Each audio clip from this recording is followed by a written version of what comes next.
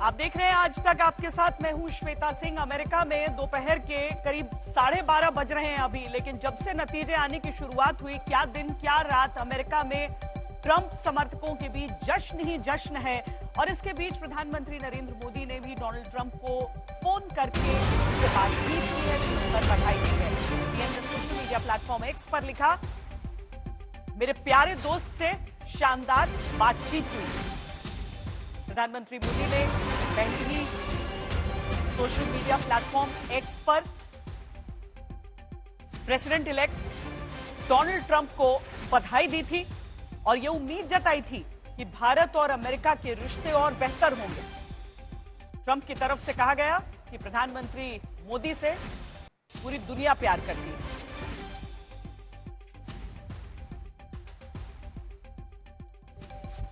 चार साल पहले राष्ट्रपति पद से हटने के बाद जिन डोनाल्ड ट्रंप को राजनीतिक रूप से कानूनी भंवर में फंसा हुआ देखा जा रहा था, वो सारे विवादों, सारे आरोपों के बादल को चीरते हुए चुनावी फतह हासिल कर चुके हैं। ट्रंप की इस जीत का दुनिया भर की राजनीति पर असर तो पड़ेगा ही। भारत के लिए ट्रंप की जीत के विशेष मायने, और ये मायने ट्रंप के पिछले शासनकाल के दौरान मजबूत हुई भारत के साथ दोस्ती को देखते हुए लगाए जा रहे हैं।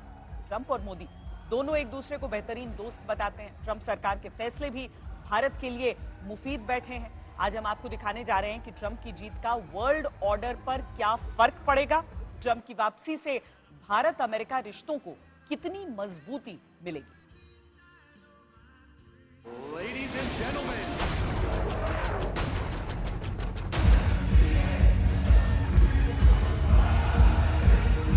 magnificent victory for the American people.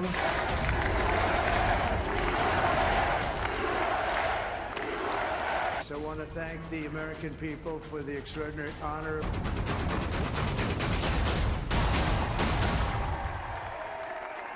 America में कैपिटल हिल का किंग लौट आया है। व्हाइट हाउस में द रियल डोनाल्ड ट्रंप की वापसी हो रही है। Result in us carrying at least 315 electoral votes. America में ट्रंप की वजह से भारत में खुशी भी है, उम्मीद भी, क्योंकि दोनों देशों के रिश्तों के चार बड़े स्तंभ हैं। पहला ट्रेड यानी कारोबार, दूसरा है टेक्नोलॉजी, तीसरी एनर्जी और चौथा है रक्षा और सामरिक रिश्ते। His name is familiar to every person on the planet. I present to you my friend, a friend of India, a great American president, Mr. Donald Trump.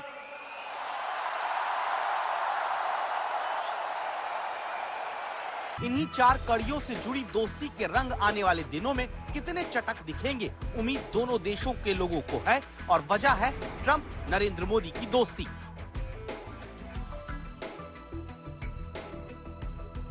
पांच साल पहले टेक्सास के ह्यूस्टन में हाउडी मोदी से लेकर 2020 के कोरोना काल में अहमदाबाद के नमस्ते ट्रंप तक दुनिया ने कई मौकों पर मोदी और ट्रंप के रिश्तों की केमिस्ट्री बखूबी देखी है।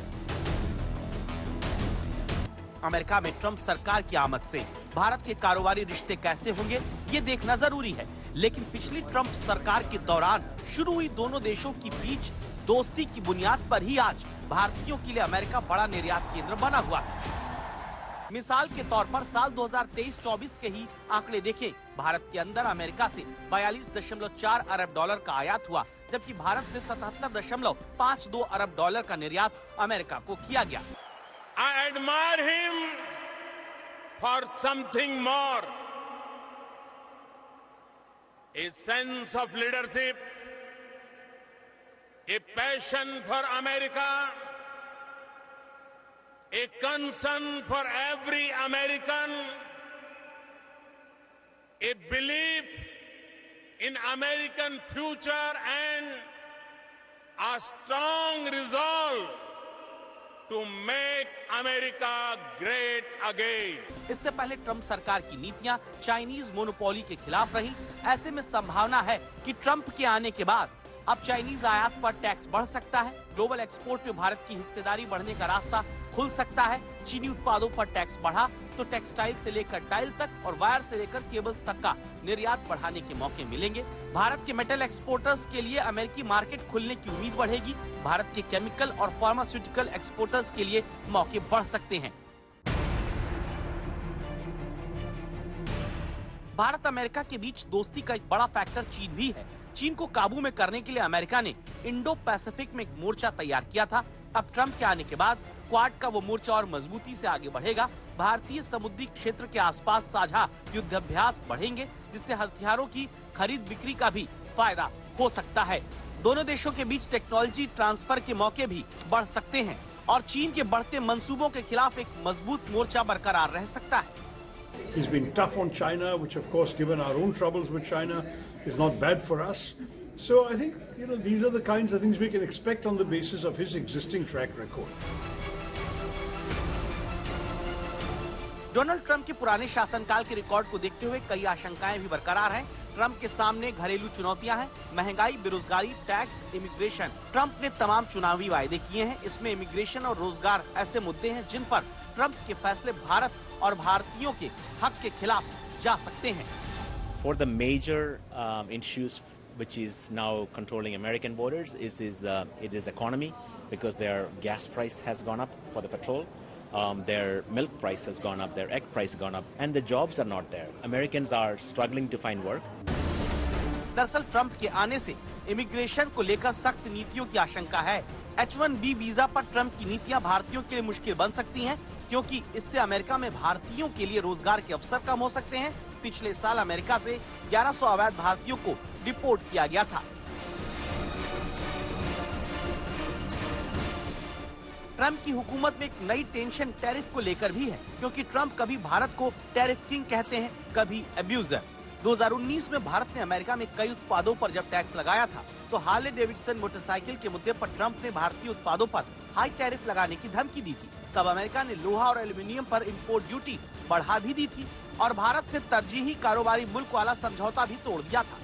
इतना ही नहीं, जब भारत ने ईरान से तेल खरीदा तब भी ट्रंप सरकार ने प्रतिबंधों की धमकी दी और रूस से S-400 सौदे को लेकर भी सैंक्शंस की धमकी दी थी। ऐसे में अगर ट्रंप सरकार की टैरिफ नीति के टारगेट पर भारत आता है, तो भारत पर अमेरिकी निर्यात में टैक्स कम करने का दबाव हो सकता है और ऐसा नहीं होने पर IT, फार्मा, टेक्सटाइल जैसे अमेरिका से होने वाले कारोबार पर असर पड़ सकता है। He's very tough on trade, but otherwise, broadly speaking, he has been very friendly with Mr. Modi and the government of India. हालांकि कोविड के बाद बदले वर्ल्ड ऑर्डर में बाजार की दरकार पूरी दुनिया को है और भारत से रिश्ते बनाए रखना हर देश के लिए फायदेमंद। न्यूयॉर्क से गीता मोहन और वॉशिंगटन DC से रोहित शर्मा के साथ आज तक ब्यूरो।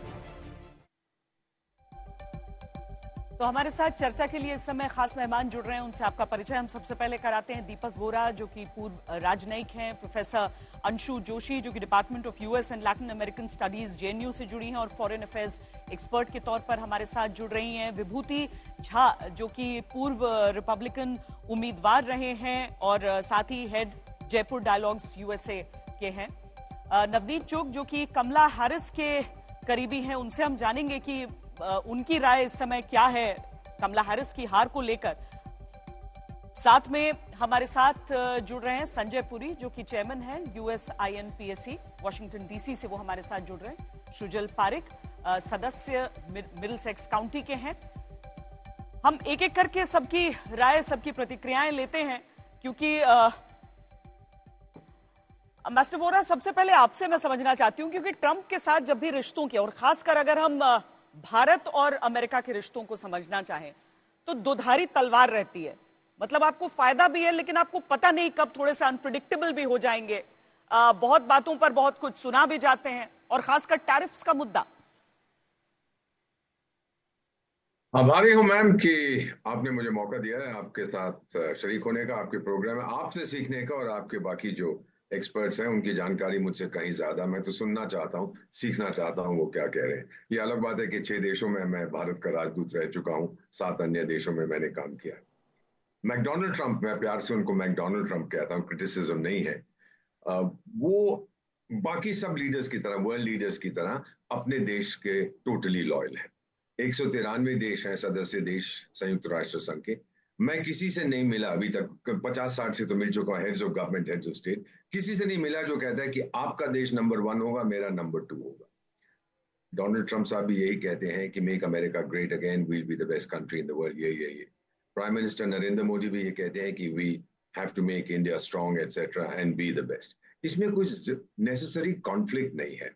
अमेरिका के साथ जो हमारे संबंध है, हम उनको कंपार्टमेंटलाइज करते हैं more than with any other country. हम सीख गए हैं, हाँ हमारी ट्रेड बढ़ेगी, हमारे कोऑपरेशन साइंस एंड टेक्नोलॉजी में बढ़ेगा, डिफेंस में बढ़ेगा, फिर छोटी मोटी चीजें होती हैं। ये जो अमेरिका का शैलो स्टेट नहीं डीप स्टेट है, फिर वो कोई रिपोर्ट छाप देगा, कोई इंडेक्स निकाल देगा, happiness index, sadness index, goodness index, badness index, तो भारत की उसमें पोजीशन नीचे गिर जाती है। तो इस तरह के खेल ये खेलते रहते हैं। हम लोग क्या करते हैं, अलग कर देते हैं, जो एरिया हमारे को सूट करते हैं, जहाँ कोऑपरेशन बढ़ती है, हम उसमें जाते हैं। ट्रंप साहब के आने से एक मैं फायदा देख रहा हूं कि वो भारत को as an equal partner treat करते हैं। इनसे पहले जो बाइडन साहब थे, तो आपको तो मालूम है कि वो सब कुछ भूल जाते थे, और उनके एक जब रूस के साथ उनके रिश्ते खराब हुए और रूस ने यूक्रेन पर हमला किया, तो उनके एक भारतीय मूल के deputy national security advisor Bharat आए थे, और फिर यहाँ आके भाषण दे के देयर विल बी कॉन्सिक्वेंसेस अगर आप रूस को कंडेम नहीं करोगे। तो हमने कहा टाइगर तो किसको धमकी दे रहा है, भाग जाए यहाँ से।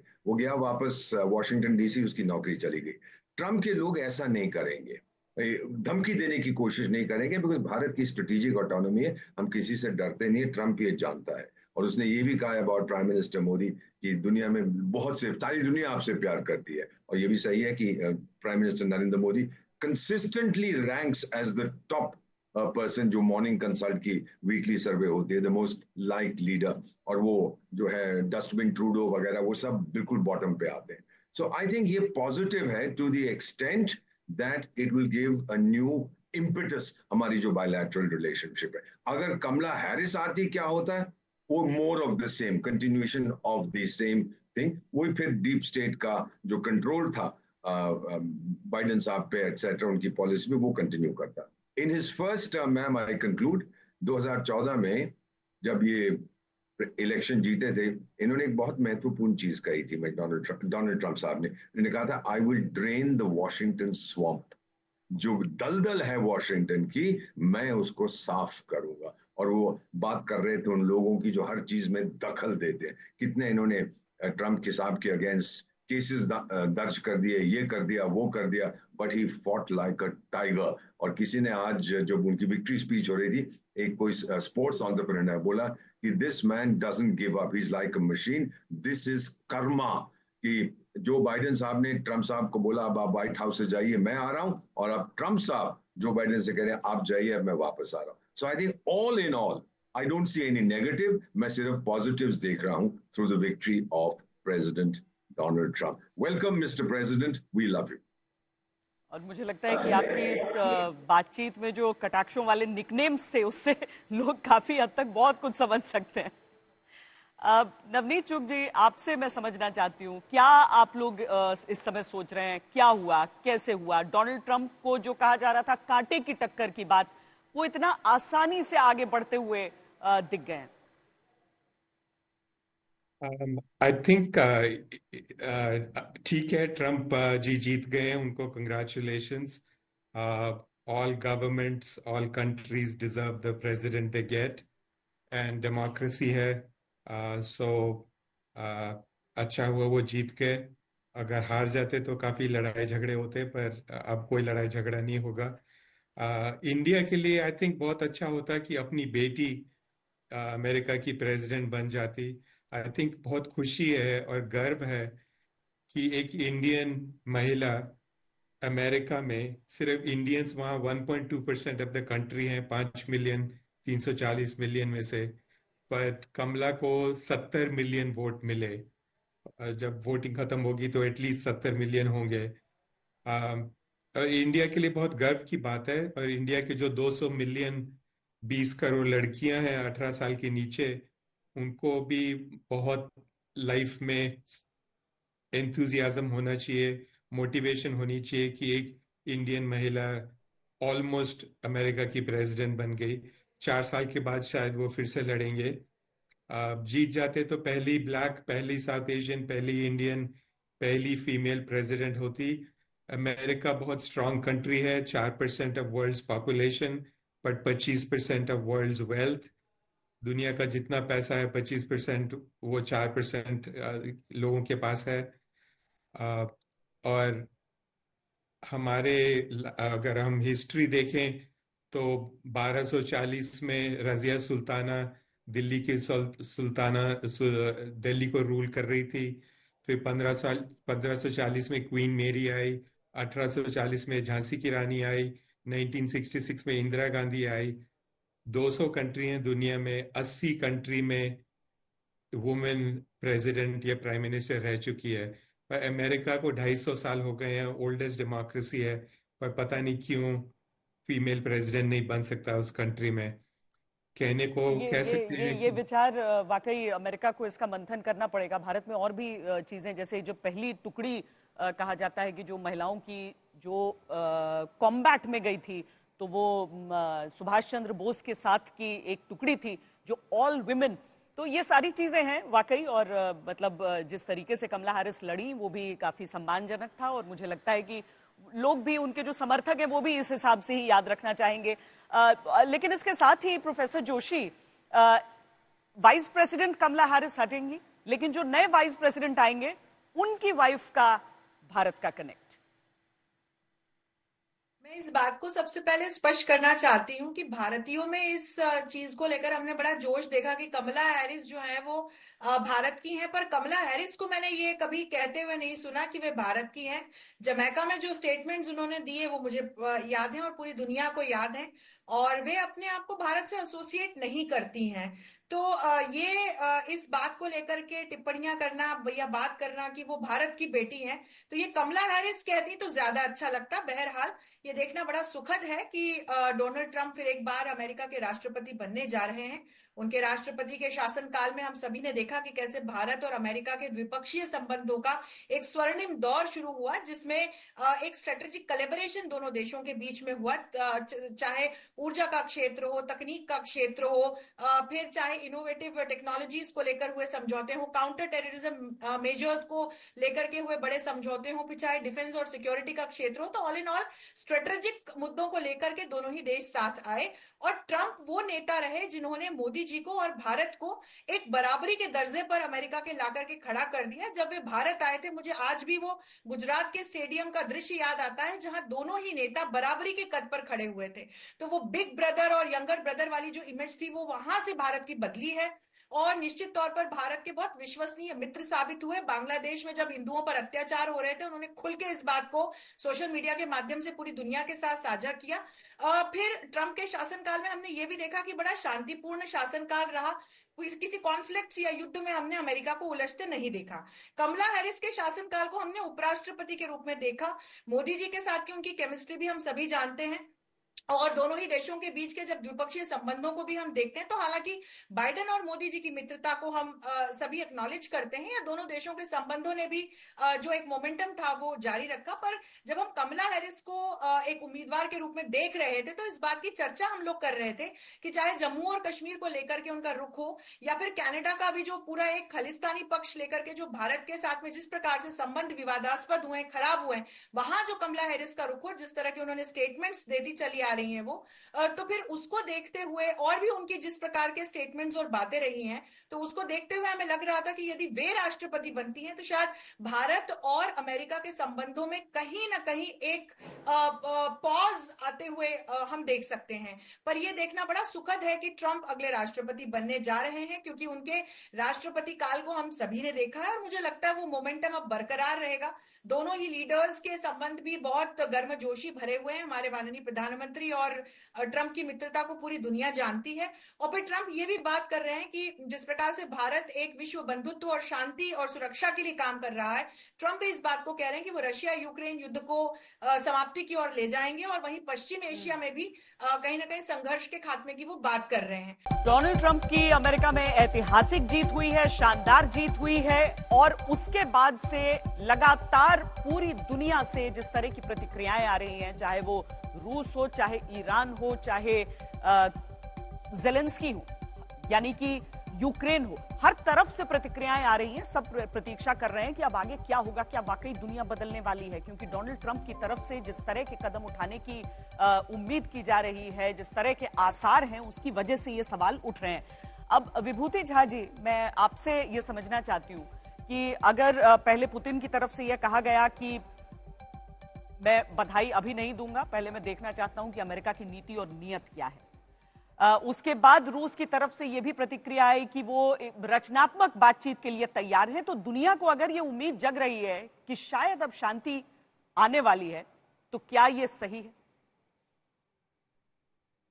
Thank you very much for having me. और इस बात को मैं निश्चित ही कहूंगा कि as a Trump supporter and Republican party candidate मैं बहुत ही प्रसन्न हूं इस जीत से, क्योंकि जिस तरह से दुनिया का हाल रहा है पिछले 4 सालों में, हम देख चुके हैं कि ऐसा गंदा माहौल नहीं होना चाहिए था। अमेरिका की जो हालत हुई थी, तो अब ट्रंप के आने से एक बहुत बड़ी चीज होगी कि एक डायरेक्शन मिलेगा कि हम किस तरफ जा रहे हैं। ट्रंप के जीतने का सबसे बड़ा असर यह हुआ है कि उनके 4 साल के उनके जो रूल थे 2016 से 2020 तक, उनके सारे नजरिया आपकी आंखों के सामने हैं, कोई छिपी हुई बात नहीं है। तो उनके नेतृत्व में दुनिया में कहीं भी मारामारी नहीं हुई, उन्होंने कोई भी युद्ध नहीं चालू किया, और ये हमेशा एक डिटर्मिनेशन रहता है इकोनॉमिक ग्रोथ के बारे में, निश्चित बात। तो इनकी लीडरशिप में निश्चितता है, ये उल जलूल की बातें नहीं करते हैं। He means business as a businessman. तो मेरा तो ये विचार है कि जितने सारे लोग हैं, सबको एक वार्निंग साइन मिल गई है कि era of no nonsense is nonsense, talk is over. धंधा करना है, सामने आओ, बात करो। जहां तक भारत के बारे में मेरा विचार ये है कि 10% टैरिफ की जो बात हो रही है, उसका असर होगा 0.1% जीडीपी पे। और टैरिफ हमेशा से, as a student of economics, banking and finance, I know ये सारे के सारे नेगोशिएशन टूल होते हैं to protect local industry, local manufacturers. And remember, America, 90% of US businesses are in private sector, 90%. तो उसको प्रोटेक्ट और डिफेंड करने के लिए उन्होंने टैरिफ की एक व्यवस्था बनाई। चीन पे ठोका उन्होंने टैरिफ, बाइडेन ने इतना चिल्लाए लेकिन उन्होंने कभी हटाया नहीं। तो ये बात सोचने वाली है। ये मोदी जी से इनका पर्सनल रिलेशनशिप को छोड़िए, उनका पर्सनल इक्वेशन मोदी जी से बहुत अच्छा है। इसलिए ये दोनों बैठ के सामने बात करेंगे, क्योंकि इनके plan make America great again और मोदी जी का मेक इन इंडिया प्रोग्राम और 2047 का जो मोदी जी का जो उद्देश्य है, इसमें कॉमनैलिटी बहुत ज्यादा है, कन्वर्जेंस बहुत ज्यादा है। और मेरा विचार यह है कि ये दोनों ही मिल करके इस कन्वर्जेंस पे फोकस करेंगे ज्यादा, इंस्टेड ऑफ डाइवर्जेंसेस, क्योंकि हर 100% अग्रीमेंट किसी चीज में नहीं होती है।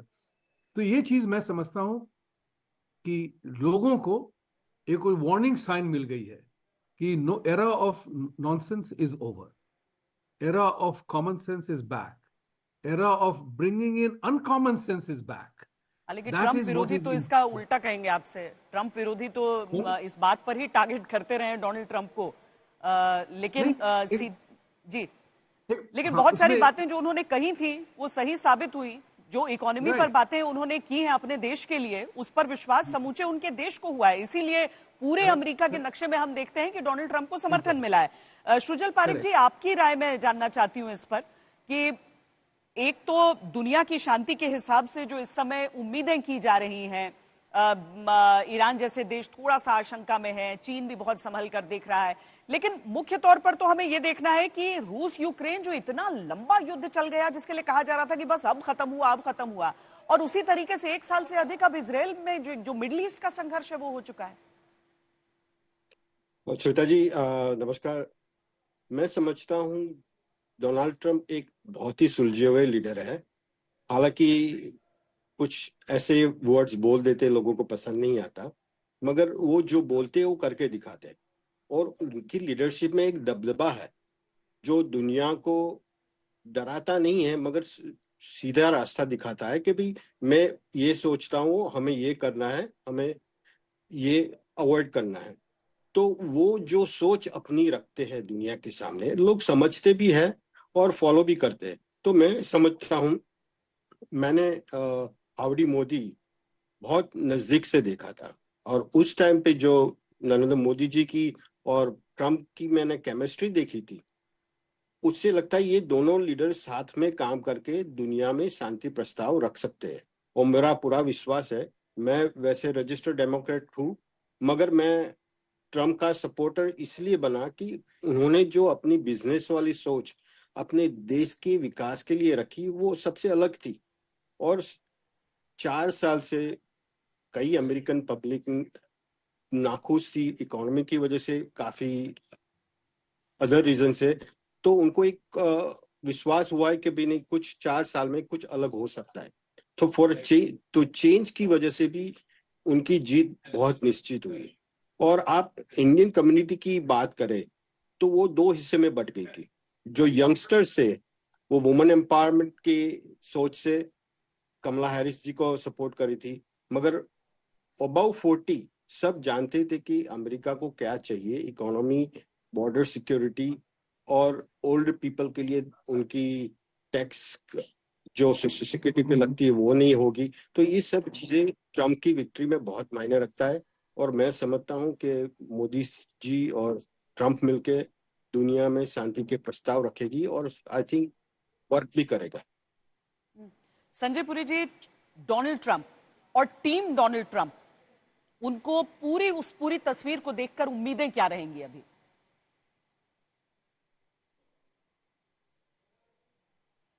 आप सबकी बातें मैं सुन रहा था। आप अभी ट्रंप और मोदी की फोटोग्राफ दिखा रहे थे, मगर आप देखें तो बाइडेन और मोदी जी की भी उतनी जफियां मारते हुए फोटोग्राफ्स थी। तो ये लीडरशिप, जब इतनी बड़ी कंट्रीज होती हैं, वो केमिस्ट्री में मानता हूँ इम्पोर्टेंट होती है, मगर कंट्री के इंटरेस्ट सबसे ज्यादा इम्पोर्टेंट होते हैं।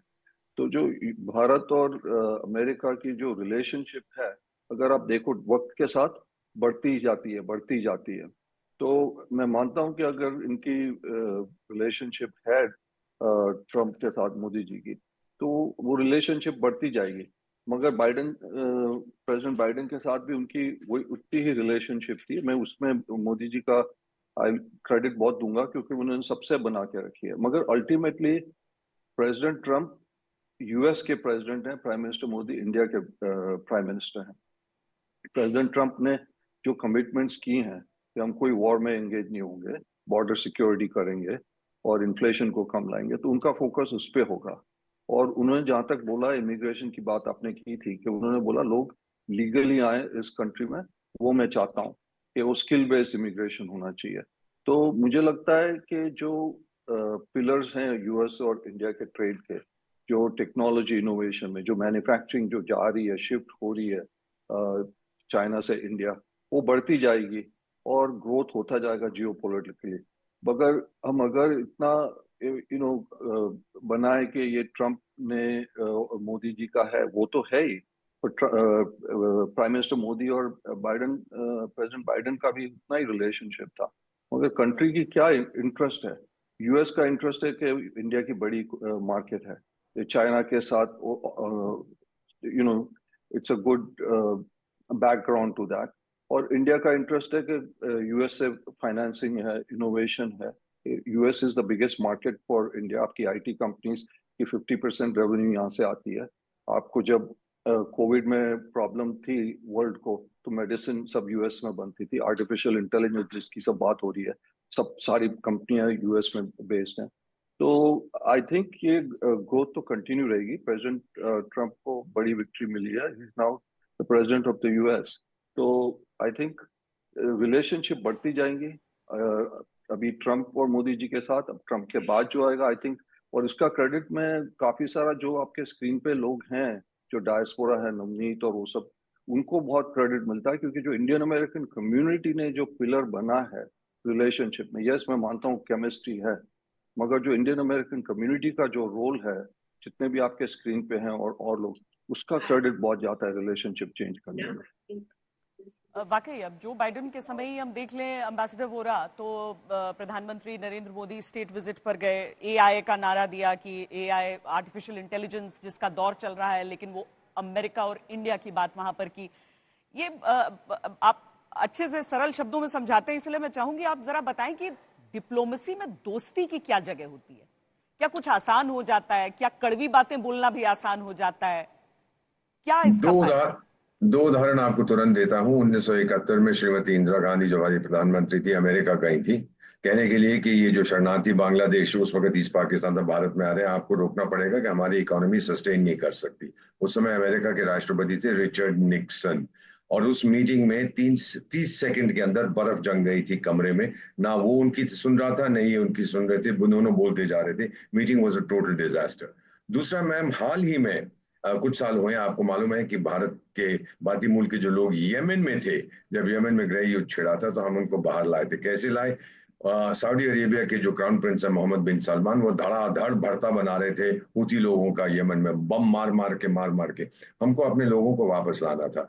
राजदूत के लेवल पे, और मैंने कई बार देखा अपने करियर में, नहीं होता ये चीजें। हम वहां के फॉरेन मिनिस्टर हैं, जिससे भी बात करें नहीं हो पाता। फिर हमने रिक्वेस्ट की अपनी फॉरेन मिनिस्टर श्रीमती सुषमा स्वराज से कि आप अपने काउंटर पार्ट से बात करिए।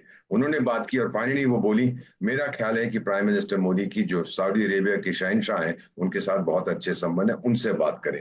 हमने उनसे बात की, उन्होंने कहा बिल्कुल इस टाइम पे इन दिनों में हम बम्बार्डमेंट बंद करेंगे, आप अपने समुदाय के लोगों को बाहर ले जाइएगा। सो मैम, ये पर्सनल रिलेशनशिप बहुत इंपॉर्टेंट होती है। अगर पर्सनल रिलेशनशिप खराब है तो मेरे जैसे ऑफिसर जितना मर्जी हम जोर लगा लें, टॉप लेवल पे डिसीजन जाता है, इनपुट्स हमसे जाते हैं, फाइनल जो है द बक स्टॉप्स देयर, वो लोग डिसाइड करते हैं। तो ये पर्सनल रिलेशनशिप बहुत इंपॉर्टेंट है। और ये कहना कि नहीं कोई फर्क नहीं पड़ता एटसेट्रा, नहीं मैम, वो इंटरनेशनल रिलेशंस में दिस इज एक्सट्रीमली इंपॉर्टेंट। जैसे आपके घर में होता है, माँ का एक बच्चा है या दूसरा है, ये कहना कि क्या फर्क पड़ता है, वो दोनों के साथ इक्वली प्यार करती है, नहीं, एक हमेशा थोड़ा एक्स्ट्रा रहता है। पर्सनल रिलेशनशिप, पर्सनल बॉन्डिंग, ये मैं देख रहा हूँ इन दोनों के बीच में, which is very good. Putin साहब के साथ भी आपने ही देखा है। किस लीडर की मजाल है कि जाके उसको कहे कि तू बंद कर दे लड़ाई। ये जमाना जो है, ये बुद्धा के देश से हम आते हैं, बुद्ध के देश से आते हैं, युद्ध के नहीं आते। ये जंग का दौर नहीं है, शांति का दौर। ही हैज दिस एबिलिटी, ये prime minister, not that he is my prime minister, I see this, किसी के साथ भी ये मिलते हैं, ये जादू की जप्पी जो डालते हैं, that conveys a great deal to the other person more than anything else. Prime minister Bharat के जो है, उनकी सिंसेरिटी सामने आती है, और ये मैसेज इस जप्पी से ये जाता है कि आप मुझ पे भरोसा कर सकते हैं। You trust me, you can suspect China, but you must respect and trust me. Navneet ji, ये जो बातें हम यहाँ पर कर रहे हैं, इसके साथ जो अभी प्रोफेसर जोशी ने भी कहा, तो मैं चाहूंगी कि अगर आप ये बता पाए। अभी तो देखिए ट्रांजिशन का दौर चलेगा, फिर जनवरी से डोनाल्ड ट्रंप प्रेसिडेंट इलेक्ट से प्रेसिडेंट यूनाइटेड स्टेट्स हो जाएंगे। आपको उम्मीद तो होगी ना कि मतलब जो दोस्ती चल रही है वो थोड़ी सी और प्रगाढ़ हो भारत और अमेरिका के बीच, और होगी? हाँ, बिल्कुल होनी चाहिए। पर अगर सबसे बड़ा लेसन जो हम इंडियंस को सीखना चाहिए, कि हम बहुत प्राउड फील कर रहे हैं कि डोनाल्ड ट्रंप जीता है और अमेरिका का बहुत ख्याल रख रहा है और make America great again. I think Donald Trump को बताना चाहिए, किसी ने उनको बताना चाहिए कि अमेरिका ऑलरेडी बहुत ग्रेट कंट्री है। 4% पॉपुलेशन है वर्ल्ड की, 25% इकोनॉमी है पूरे दुनिया की, और इंडिया सबसे रिचेस्ट कंट्री था ऑलमोस्ट 2000 साल, टिल 1750, फिर प्रॉब्लम शुरू हो गई। तो देखो अब दुनिया की इकोनॉमी 100 ट्रिलियन है, और 25 ट्रिलियन अमेरिका के पास है और इंडिया के पास 5। तो इंडिया की पॉपुलेशन 17% है पूरे दुनिया की, तो हमारी इकोनॉमी एटलीस्ट 17% तो होनी चाहिए ना, 17 ट्रिलियन, और आज 5 ट्रिलियन है। तो 12 ट्रिलियन मतलब कितने ही हजार करोड़, और वो हम जाने दे रहे हैं 1000 लाख करोड़ हमारी शॉर्टेज है। तो अगर हम अमेरिका से कुछ सीखना चाहते हैं, मेक अमेरिका ग्रेट अगेन, तो हमको सेल्फिश होना चाहिए, हमको ग्रीडी होना चाहिए, नीडी होना चाहिए। अब ये देखो, अमेरिका ग्रीन कार्ड बेच रही है 1.5 मिलियन में, इंग्लैंड ग्रीन कार्ड बेच रहा है 1 मिलियन में, कनाडा 7.5 लाख में। सो इतने रईस कंट्रीज हैं और फिर भी पैसे मांग रहे हैं कि यहाँ आके रहना है तो हमारे को पैसे दो। तो हम लोग को क्या सीखें कि क्यों अमेरिका 4% इतना अमीर इतना अमीर कि वहां भी इलेक्शन हो रही है तो पूरे दुनिया की इलेक्शन हो रही है। सो हम सीखें कि अगर अमेरिका की सीक्रेट है infrastructure, education, perfect legal system. American supreme court में 100 केसेस पेंडिंग है, इंडियन सुप्रीम कोर्ट में 80,000 पेंडिंग केसेस है, पूरे कंट्री में 50 मिलियन केसेस पेंडिंग है। कैलिफोर्निया में एक लॉ है कि केस 5 साल के अंदर जरूरी है खत्म होना। इंडिया का सबसे पुराना केस 1878 का वाराणसी 2 एकड़ का लैंड डिस्प्यूट 145 साल तक चल रहा है। अमेरिका में इक्वालिटी है, जस्टिस है, इक्वालिटी है, हर बंदा इक्वल है। हमारे इंडिया में कोई दलित है, कोई शेड्यूल कास्ट है, कोई अदर बैकवर्ड क्लास है। नवनीत चुग जी, मुझे लगता है कि जितने भारतवासी इस समय आपकी बातें सुन रहे होंगे, आपकी बातों से उस तरह से इत्तेफाक नहीं रख रहे होंगे। बहुत सारी ऐसी चीजें हैं जो अमेरिका को भी हमसे सीखनी चाहिए, और जो चीजें पिछले कुछ सालों में हमने देख ली है अमेरिका में होते हुए, उसका तो मुझे लगता है कि वो जो बिग ब्रदर की भूमिका निभाता है, लेकिन फिर जो ट्रंप के नतीजे के बाद वहां पर क्या हुआ था वो भी सबने देखा था। तो अमेरिका को भी अपने भीतर झांक कर देखना चाहिए। दूसरा, जब सोने की चिड़िया लूटी गई थी तो दुनिया के किन देशों ने भारत को लूटा था? हमारे उस दौलत को लेकर कहां पर आज भी उसके हिस्से, उसके अंश रखे हैं, वो हम सब ने देखे हैं। अमेरिका में एक सेब मैं खरीदने को मचल सकती हूं, भारत में मतलब उसमें मैं तोड़कर पेड़ से आराम से खा लूं, क्योंकि यहां पर गांव देहात शहर सब आसपास बसते हैं। लेकिन अपने अपने देशों पर जहां के बाशिंदे होते हैं, मुझे लगता है कि वहां पर रहने में आपको भी गर्व हो रहा होगा, मुझे भी फख्र है एक हिंदुस्तानी होने पर। अंशु जी, मैं चाहूंगी प्रोफेसर जोशी, अगर आप कुछ जोड़ना चाहें, कुछ बात अपनी रखना चाहें इस पर। मुझे बहुत खुशी है आपने मुझे ये मौका दिया कि मैं अब इस नवनीत जी के बाद में अपनी बात रख सकूं। देखिए, भारत और अमेरिका ना अनकंपेरेबल देश हैं। आप यदि दोनों देशों का स्वभाव देखें तो भिन्न है। भारत जो देश है वो बहुजन हिताय बहुजन सुखाय की, वसुधैव कुटुंबकम की और सर्वे भवन्तु सुखिनः का दर्शन रखने वाला देश है। तो हम स्वार्थी नहीं हो सकते, पहली बात तो ये। और दूसरा, हम जो हमारी खुशियां हैं या जो हम जिस तरह से जीते हैं उसको हम सिर्फ पैसों से नहीं तोल सकते। हमारा जो हैप्पीनेस इंडेक्स है वो दूसरी अलग, हम एक दूसरे के साथ बांट कर, एक दूसरे के साथ शेयर करके खुश होते हैं। तभी हम वो देश है कि भले ही अमेरिका जितने विकसित नहीं है, पर जब कोविड का काला साया था तो हमने 150 से भी अधिक देशों को होम ग्रोन वैक्सीन भेजे थे और उनकी सहायता की थी, जिसकी प्रशंसा पूरे विश्व ने उस समय की थी। तो भारत एक जिस स्वभाव का देश है वो अमेरिका के स्वभाव से थोड़ा सा भिन्न है। जब प्रजातांत्रिक मूल्यों की बात आती है तो निश्चित तौर पर दोनों ही देश विश्व की सर्वश्रेष्ठ और सबसे बड़ी डेमोक्रेसी माने जाने वाले देशों में से है। लेकिन फिर हम अमेरिका में देखते हैं कि इतना विकसित देश होने के बाद जिस तरह से वहां गन लॉबी एक्टिव है, वहां बहुत सारी समस्याएं आंतरिक स्तर पर हैं। लोग अभी बेरोजगारी से जूझ रहे हैं। वहां की जो जेन जी है वो अभी जो शासन चल रहा था उससे खुश नहीं थी, तभी शायद ये कारण है कि ट्रंप को इतनी वूपिंग विक्ट्री मिली है। तो बहुत सारे ऐसे आंतरिक कारण हैं जिनको लेकर के वहां की जो आम जनता है उनके भी मन में रोष है। तो मुझे लगता है कि भारत इतना डेंसली हाईली पॉपुलेटेड होते हुए भी, हमारे इतनी डाइवर्सिटी होते हुए भी कहीं ना कहीं हम तेजी से आगे बढ़ रहे हैं। विश्व की सबसे तेजी से आगे बढ़ती हुई हम अर्थव्यवस्था है, और ये तब है जब वैश्विक स्तर पर लोकतंत्रीकरण की बात कर रहे हैं। हमने G20 जैसे माइटी जो प्लेटफॉर्म था उसका भी हमने लोकतंत्रीकरण किया, उसको अपनी अध्यक्षता में अफ्रीकन यूनियन को हमने G20 से जोड़ा। और हम यही बात करें, दो बात कर रहे हैं। एक तो ये कि ये तमाम जितने प्लेटफॉर्म्स हैं या विश्व है या वैश्विक राजनीति है, एक तो इसका लोकतंत्रीकरण हो, और दूसरा कि जो भी उद्देश्य लेकर के वैश्विक स्तर पर काम किया जा रहा है उसका फायदा समाज के अंतिम छोर तक बैठे हुए व्यक्ति तक पहुंचना चाहिए। यही भारत का दर्शन है। तो मुझे लगता है कि यहाँ पर अमेरिका को भारत से सीखने की आवश्यकता है, और ट्रंप ने अपने शासनकाल में इसे सीखा भी। उन्होंने जगह जगह कहीं कहीं संबोधन में इस बात को फिर सामने भी रखा, जिस प्रकार से मोदी जी से उनकी मित्रता भी हुई, और उन्होंने बार बार ये भारत के दर्शन की, भारत की संस्कृति की उन्होंने तारीफ भी की और इस बात को उन्होंने एक्नॉलेज भी किया। तो मैं नवनीत जी से याद आ गई वैसे प्रोफेसर जोशी, जहां वो भारत की बात सुनाते हुए कहते हैं, काले गोरे का भेद नहीं, हर दिल से हमारा नाता है, कुछ और ना आता हो हमको, हमें प्यार निभाना आता है। तो ये गीत भी मुझे याद आ गया। लेकिन चलिए हम मुद्दे पर रहते हैं। हम बात ट्रंप के जीतने पर दुनिया की कर रहे हैं और भारत और अमेरिका के रिश्तों की कर रहे हैं। और ऐसे में विभूति झा जी, मैं आपसे बांग्लादेश के मुद्दे पर भी पूछना चाहती हूँ। आज फिर कुछ हमले किए गए। आज कुछ हिस्सों में जहां पर हिंदुओं की दुकानें थी वहां पर फिर मारपीट उनके साथ की गई। मुझे लगता है कि वो एक ऐसा तबका है जो बहुत उम्मीद से देख रहा होगा डोनाल्ड ट्रंप की तरफ अभी।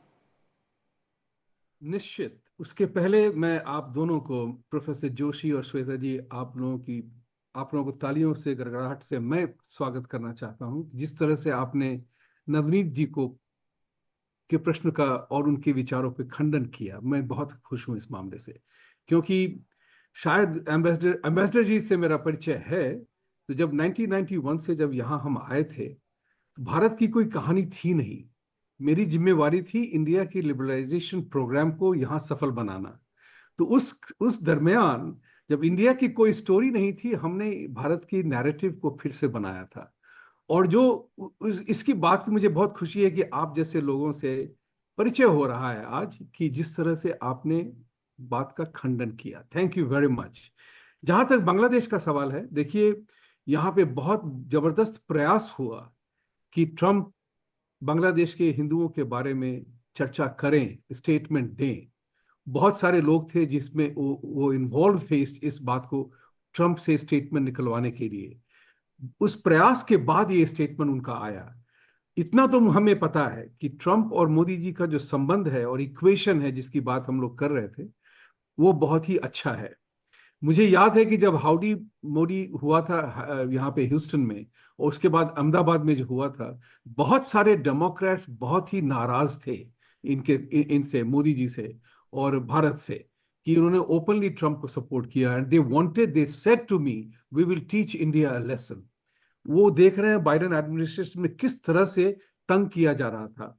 तो एक कारण जो है जिसके कारण से बहुत सारे इंडियंस ने वोट किया ट्रंप को, जिसके बारे में हम क्रेडिट ले सकते हैं थोड़ा सा, कि हमने इंडियंस को पूछा कि आप डेमोक्रेटिक पार्टी को क्यों सपोर्ट कर रहे हैं, जबकि सारा का सारा anti Bharat, anti Hindu, 370 CAA, सारा का सारा caste attack, declaring swastika as a hate symbol, ये सारे के सारे डेमोक्रेट रन स्टेट्स में ओरिजिनेट हुए, वहीं पे कंसीव हुए, और वहीं पे उन्होंने कानून बनाने का भी प्रयास किया। उसको हमने हटाया, हम उससे लड़े और उसमें हमने जीत हासिल की।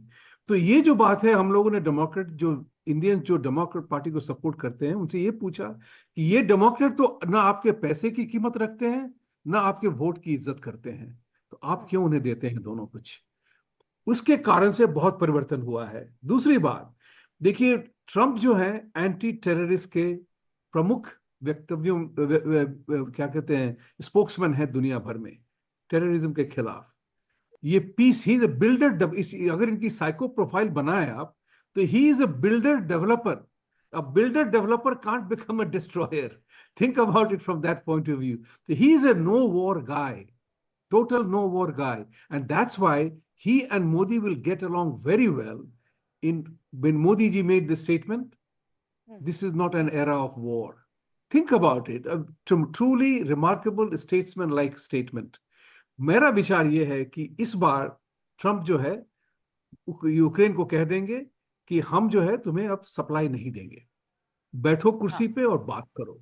ये चर्चा जो होगी, this will be a position of strength के कारण होगा कि no more money, no more philanthropy of giving you money to play around with the game. And here is, इस समय मुझे लगता है कि कुछ जो एक सेकंड मुझे दीजिए।